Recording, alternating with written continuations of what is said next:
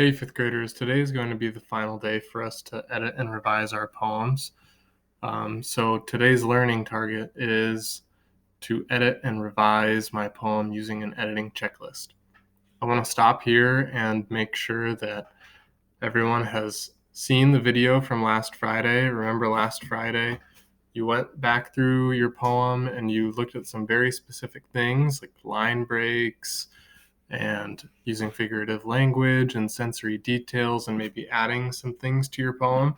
So if you haven't watched Friday's video yet and you haven't made the changes to your poem that you need to, I would stop this video now and go back and watch Friday's video. Okay, now that all of us have done that, we're going to go through this editing checklist.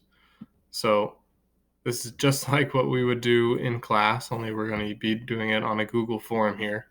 So the very first thing that we're looking for is that our poems are divided into 3 to 6 stanzas. Each stanza focuses on one or two particular topics. So remember, a stanza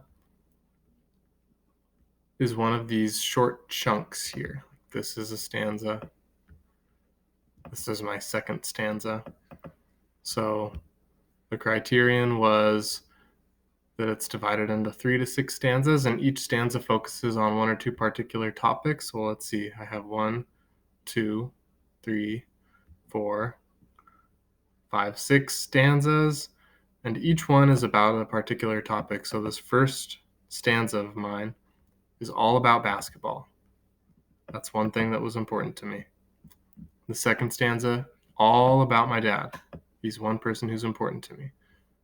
Third stanza, all about bicycles. It kind of gets into a bike ride here, but mostly all about the same topic. So in my editing checklist, I can go back and click, yes, it's divided into 3 to 6 stanzas, and each of those stanzas focuses on one or two particular topics. Okay, next, my poem is 15 to 40 lines long. If your poem is slightly over 40 lines long, that's fine, but we're not writing the Odyssey, we're not writing the Iliad, we're not writing any epic poems here, so let's try to keep it around the 40 line mark. If you're under 15, you need to add more. So here I have 4, 9, 1, 2, 3, 4, 5. Yeah, I'm at the 15 line mark. So just go through, count your lines. Yes. Next, my poem has meaningful, appropriate line breaks. It does not look like a prose paragraph. So in Friday's video, I spent quite a bit of time talking about line breaks and where those can happen. So if you don't remember what a line break is, a line break is just where your line ends. So here I have a line break at the end of basketball where my cursor is here. And remember, a line break acts as kind of a pause, kind of like a comma. So my paragraph it's not just one gigantic, my poem is not just one gigantic paragraph, right? Like this. I have it split up into stanzas, and I used line breaks where I wanted the reader to pause. This gives me anxiety just looking at this, so please don't turn in anything that looks like this.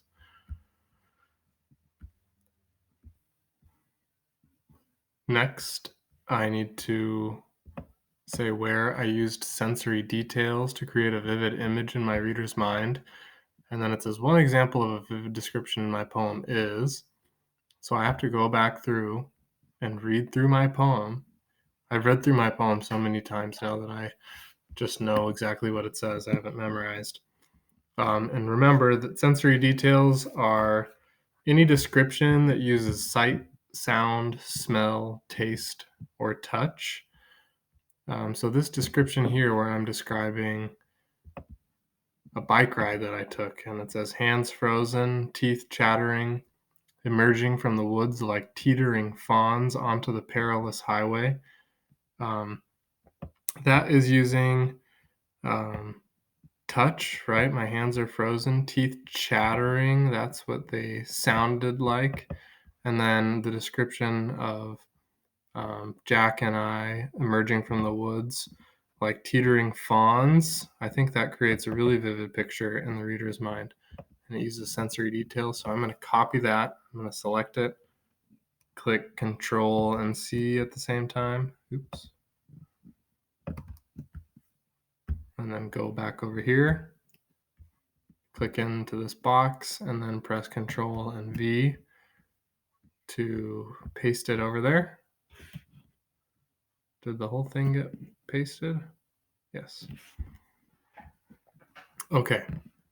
Next, remember my poem needs to contain a minimum of 2 similes or metaphors. So comparing one thing to another thing using like or as if it's a simile, or just saying that one thing is another thing if it's a metaphor.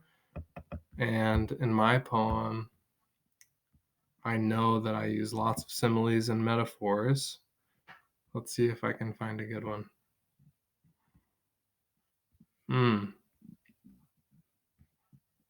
So here I compared the bouncing of the ball to my heartbeat, right? I said the bouncing of the ball was as constant as the beating of my heart. So that's simile because I compared the bouncing ball to my heart using the word as. So I'm going to select it, copy it, paste it. And then my second simile or metaphor, although my poem I think has 5 or 6 in it, I need to find another place where I compare two things. Oh, here I'm saying I'm from my father, and I'm saying he's the rock of our family. Remember, my dad is not a rock. He's not a rock. So I'm going to copy that and paste it over here because that's a metaphor. I compared my dad to a rock. Okay, next, I read my poem out loud to make sure it sounds exactly how I want it, with all the line breaks and punctuation that I want, and I checked for spelling errors. If there are any spelling errors, remember it will be underlined in red. All you need to do is just click on it and see what the suggestion is. Most of the time, it will give you the correct suggestion for any spelling errors. So I'm not actually going to read through this again. After last Friday, you've heard me read this a few times. So I've gone through, I've read it. It looks exactly how I want it. I don't see any red underlines, so I know I don't have any spelling errors. So I can click yes. And my poem has a title. That's the last step for me. I could choose to give my poem any title that I want. I've had students name their Where I'm From poems all kinds of different things. For me, I'm going to keep it simple, and I'm just going to title mine Where I'm From. So I'm going to go up to the top. I'm going to select bold, this B up here, and underline the U. And I'm just going to call this Where I'm From. And the last step is to click yes. My poem does have a title. When I'm all the way done with this, I'll click submit. And remember, if you can't check yes for any of those things in your checklist, then you need to go back and add to your poem so that you do, because that is how that's the rubric that we're going to be using to score your poems. Then remember, if you're in my class on Friday, we'll be meeting at 9:30 so that we can read all of these and share them with each other.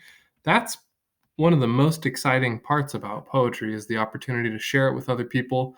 So my class, 9:30, please come share your poems. Bring something good to drink or eat while you're waiting and listening to your classmates' poetry. I really hope to see everybody there. All right. If you have any questions, always email me. Have a great one.